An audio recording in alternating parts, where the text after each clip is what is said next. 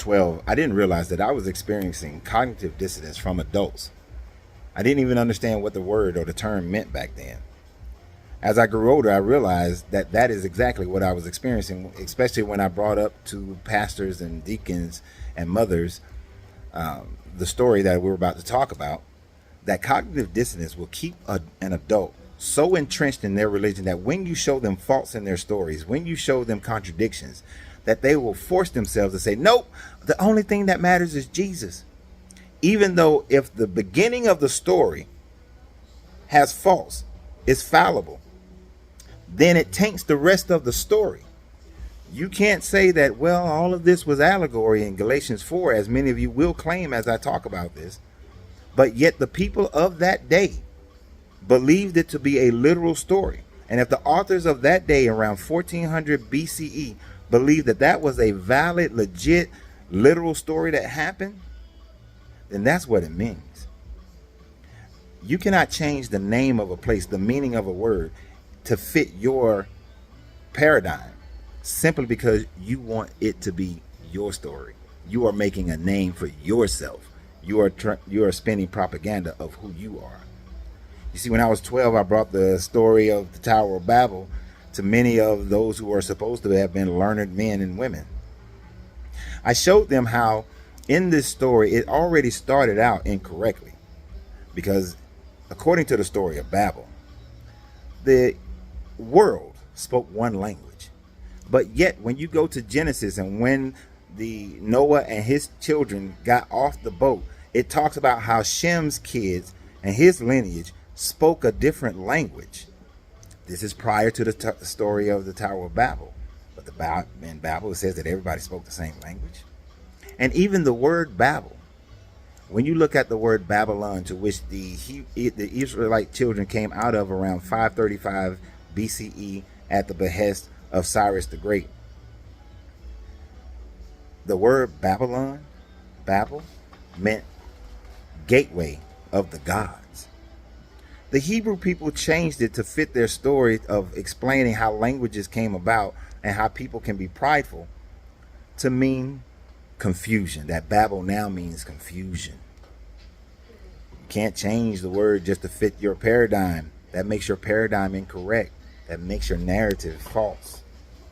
So in this story of Babylon, we already established that there's already a chink in the armor. Let's look at some other chinks in the armor. According to this story, these people believed that heaven was in the clouds. Because their technology of the day, they could not see above the clouds. They believed that's where God lived. That's where God existed. That's where the kingdom of heaven was. It was literal to those people for thousands of years, before Paul wrote the letters to the Galatian church, to the Galatian people, saying that those stories were allegories. Because at that time frame, when Paul wrote those stories, he already recognized that civilizations like the Minoans, the Egyptians, had maintained their existence, that they had a different language throughout that entire time frame. So in order to explain it away in doctrine for the culture of that day, because as I tell you guys, these stories are based on the culture of that day. And if you're not looking at it through that lens and trying to look at it through your own personal lens of what you know today scientifically, then you're making the story fit you, not you fit the story. You're making your God fit you, not you fit the story. You're making your scriptures fit you, not you fit your scriptures. This is why y'all don't do a lot of the things that you're supposed to be doing right now if you believe in this. But at this time frame, it said that God looked down and saw that the people were organized because they spoke the same language and had built a tower, and were in the process of building a tower that could reach the heavens, because the leader of those people said, let's build a tower to reach the heavens so that we can make a name for ourselves. Let's build a city so that we can make a name for ourselves. Most people in the church use that doctrine to teach about pride, about not being submissive to God. But wouldn't God want the people to be able to cooperate with one another, to build things, to go beyond every aspect of who they are, to become a great people?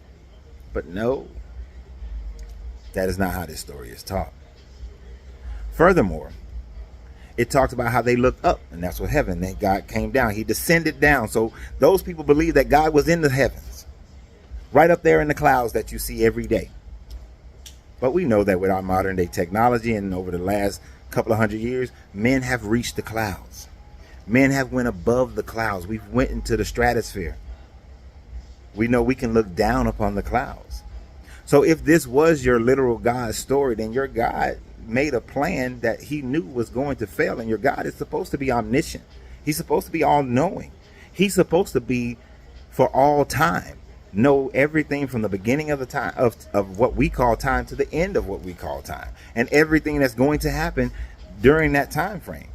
Are you telling me your God did not know that we will build skyscrapers, that we will have airplanes, that we will build space stations that are above the clouds? But yet these people believed and wrote in such a way that God himself believed himself to be in the clouds.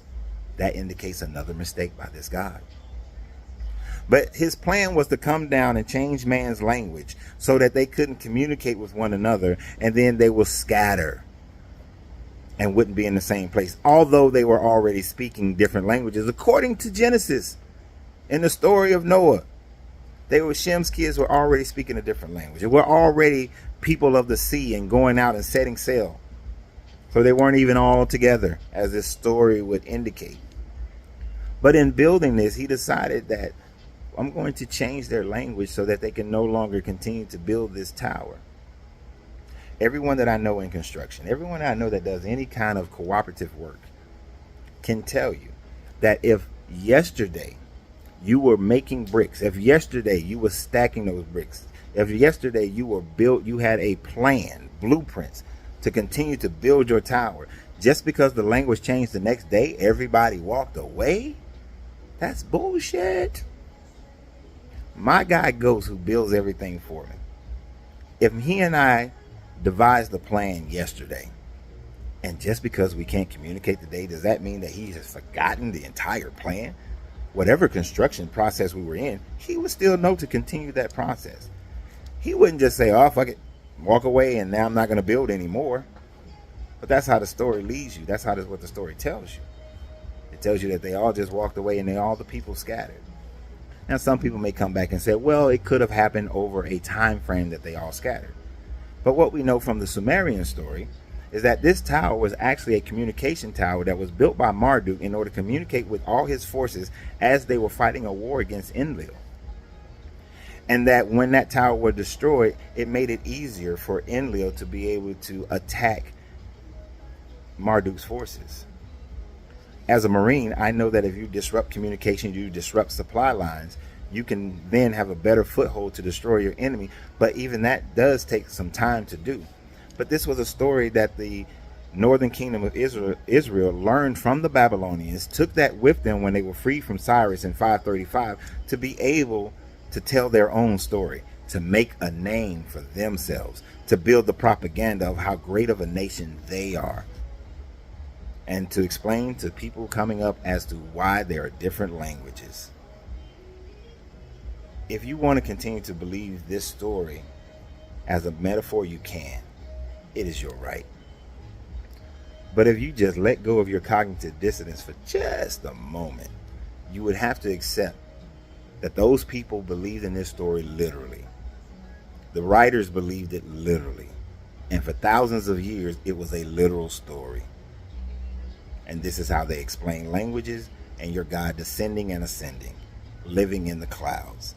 That your omniscient God didn't know that there will be flying machines, and that he didn't know that there will be skyscrapers that will be above the clouds. Because for them and their technology, they couldn't see that. They couldn't visualize that. But we know it now, so what we do is extrapolate it into doctrinal things to say that, oh, it was all just a metaphor to teach a lesson. You're changing what it meant to the original writers. You can't change Romeo and Juliet to fit your narrative. You cannot change the writings of Sun Tzu to fit your narrative. You can't change Shakespeare to fit your narrative. You can learn from it. But the literal stories of what they thought it meant back then and what they thought things were back then is this literal thing of what they thought it was. But if you want to maintain your cognitive dissonance, be my guest. But remember, in order to free yourself, you got to be yourself. So good journey, good vibration.